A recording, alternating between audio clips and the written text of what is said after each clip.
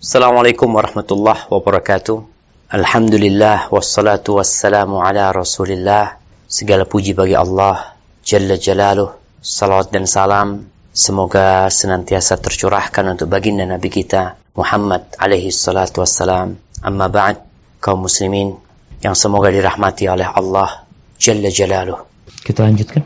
Wa an Abi Ma'bad al-Miqdad ibn al-Aswad radhiyallahu anhu qala qultu li Rasulillah sallallahu alaihi wasallam ara'aita in laqitu rajulan minal kuffar faqatatalna fadaraba ihda yadayya bis-sayf faqata'aha thumma ladha minni bisyajaratin faqala aslamtu lillah aqtuluhu ya Rasulullah ba'da an qalaha faqala la taqtulhu faqultu ya Rasulullah qata'a ihda yadayya thumma qala dhalika ba'da ma qata'aha فقال لا تقتله فإن قتلته فإنه بمنزلتك قبل أن تقتله وإنك بمنزلته قبل أن يقول كلمته التي قال متفق عليه. Dari Abu Ma'bad al-Miqdad ibn al-Aswad radhiyallahu anhu, dia menceritakan, aku pernah berkata kepada Rasulullah sallallahu alaihi wasallam, apa pendapatmu jika aku bertemu seorang kafir kemudian kami berperang sehingga dia memotong salah satu tanganku dengan pedang, lalu dia berlindung dariku di balik sebuah pohon seraya berkata, aku telah masuk Islam karena Allah, maka apakah aku boleh membunuhnya setelah dia mengucapkan perkataan itu, wahai Rasulullah? Beliau pun menjawab, jangan membunuhnya. Lantas aku berkata, wahai Rasulullah, dia telah memotong salah satu tanganku. Setelah itu dia mengucapkan kata-kata itu. Kemudian beliau sallallahu alaihi wasallam menjawab, jangan membunuhnya. Jikalau kamu membunuhnya, maka dia akan menduduki kedudukanmu sebelum engkau membunuhnya. Sedangkan engkau menduduki kedudukannya sebelum ia mengucapkan kata-kata yang diucapkannya itu. Muttafaqun alaih. Barakallahu fikum. Taib jamaah, ini sahabat Nabi Abu Ma'bad al-Miqdad ibn Aswad. Dia salah satu dari 7 sahabat yang masuk Islam lebih dahulu, di awal-awal. Dia sejatinya bukan orang Mekah. Dia pernah melakukan pembunuhan sebelum datangnya Islam di luar kota Mekah sana, di daerah Yaman sana. Kemudian dia bersekutu dengan Kindah, kemudian dia meninggalkan Bani Kindah dan berangkat ke kota Mekah. Lalu dia bersekutu dengan Al-Aswad, membuat janji bersama Al-Aswad, ya, meminta perlindungan dari Al-Aswad. Setelah itu dia dikenal dengan Al-Miqdad ibn Al-Aswad radhiyallahu anhu. Ada yang mengatakan Al-Aswad ini mengangkat dia sebagai anak. Dan ingat, di awal-awal itu memang orang dinisbatkan kepada bapak angkatnya, sebagaimana sahabat Nabi yang bernama Zaid bin Harithah radhiyallahu anhu. Pada awal Islam dinisbatkan kepada Nabi alaihi salatu wassalam, Zaid bin Muhammad. Setelah itu dikembalikan kepada nasab dia yang sebenarnya. Tapi dia sempat hijrah, Al-Miqdad bin Aswad ini, ke Habasyah, kemudian balik ke Mekah, kemudian hijrah ke Madinah. Dan dia disebutkan salah satu sahabat atau satu-satunya sahabat yang ketika perang Badar dia naik kuda. Ada yang menyebutkan bahwasanya 2 penunggang kuda, dia mengatakan 1. Miqdad aja bawa kuda pada waktu perang Badar. Terkenal keberaniannya. Dia meninggal pada masa khilafah Utsman bin Affan radhiyallahu anhu.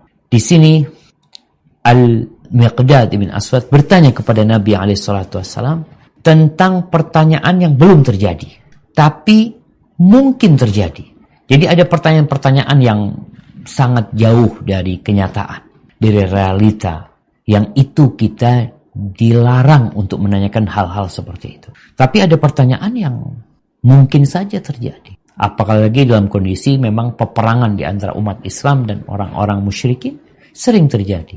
Yang kedua, ada di barisan orang-orang musyrikin yang mereka itu muslim sebenarnya. Sebagaimana orang-orang Mekah.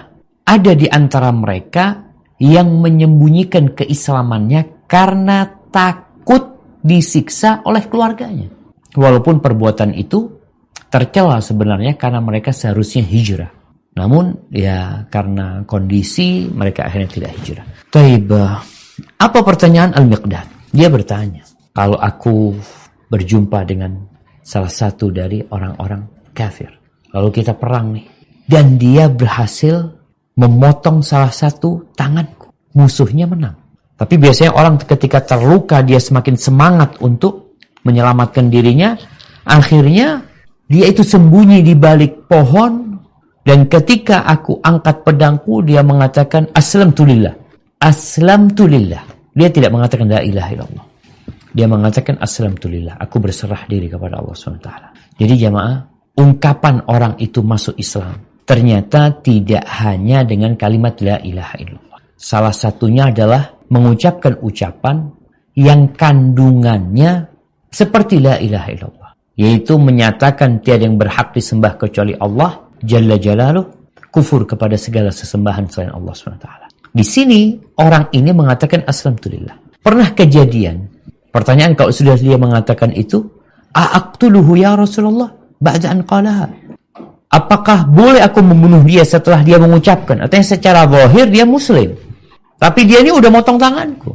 Kata Nabi SAW, la taqtuluh, jangan kamu bunuh. Miqdad tanya lagi memastikan, urusannya di medan perang. Ya Rasulullah, qata ihda yadayya thumma qala dhalika ba'da ma qata. Dia itu mengatakan itu setelah memotong salah satu tanganku. Kemudian dia mengatakan itu setelah memotongnya. Dibiarin. Maksudnya, Miqdad ini memastikan. Dia kan sudah melakukan sebuah kesalahan memotong tangannya. Masa mau dibiarin? Seperti kejadian bersama Usama bin Zaid. Bagaimana dia membunuh orang itu setelah orang itu mengatakan la ilaha illallah. Maka Nabi SAW mengatakan, la taqtulu. Jangan. Kejadian di masa Khalid ibn Walid, ketika Khalid bin Walid dikirim untuk memerangi Banu Khuzaimah. Banu Khuzaimah itu ketika diserang, mereka mengatakan sobakna, sobakna. Sobakna itu sebenarnya istilah yang dipakai oleh orang-orang musyrikin pada waktu itu untuk menyebut orang-orang yang masuk Islam. Jadi Banu Khuzaimah tidak mengatakan aslamna, kami masuk Islam, tapi mereka mengatakan sobakna. Sedangkan sobakna secara bahasa mengandung makna kami murtad, kami penyembah ya berhala-berhala, bintang-bintang. Ketika mereka mengatakan sobakna, sobakna, Khalid bin Walid menyerang mereka dan membunuh mereka. Maka akhirnya Rasulullah SAW mengangkat tangannya. Beliau mengatakan, Allahumma inni abra'u ilaika mimma sana'a Khalid. Ya Allah, aku berlepas diri dari apa yang diperbuat oleh Khalid bin Walid.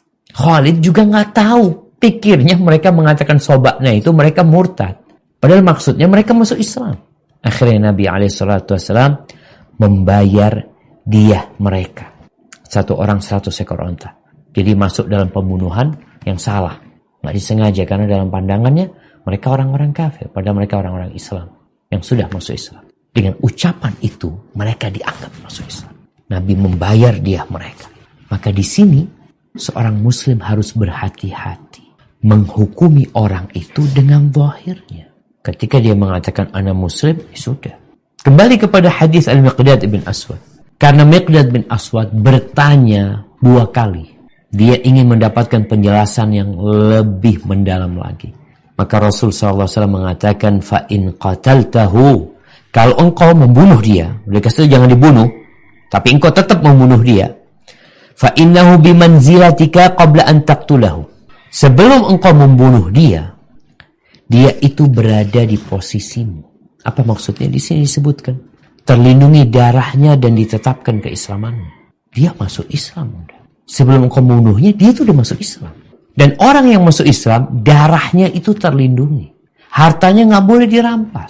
Karena dia udah masuk Islam. Wa innaka bimanzilatihi. Dan posisimu setelah engkau membunuh dia, posisimu itu seperti dalam kedudukan dia. Qabla an yaqula kalimatahu. Sebelum orang itu mengatakan la ilaha illallah, sebelum orang itu mengatakan aku muslim, orang itu posisinya, darahnya halal untuk dikucurkan. Hartanya boleh dirampas, tapi karena dia udah masuk Islam jadi nggak halal. Engkau yang sekarang gara-gara membunuh dia, yang awalnya darahmu itu terlindungi, maka darahmu jadi boleh dikucurkan dengan qisas. Dan kita tahu Allah Azza wa Jalla mengatakan kutiba alaikumul qisasu fil qatla. diwajibkan qisas dalam urusan pembunuhan. Dan engkau melakukan pembunuhan dengan sengaja setelah dia mengatakan la ilaha illallah. Udah dikasih tahu sama Nabi SAW. Beda sama Usamah bin Zaid. Dia nggak bertanya kepada Nabi SAW. Artinya, dia menghadapi sebuah kejadian yang di situ dia membunuh orang tersebut setelah mengatakan la ilaha illallah. Sedangkan Al-Miqdad ibn Aswad ini udah tanya sama Nabi SAW. Udah dikasih tahu hukumnya, dikasih penjelasan. Tapi ternyata dia melakukan pelanggaran, maka darahnya jadi halal untuk ditegakkan qisas. Subhanallah jamaah. Ini hukum Islam yang begitu indahnya. Jadi kadangkala kita nih punya perasaan-perasaan gak nyaman.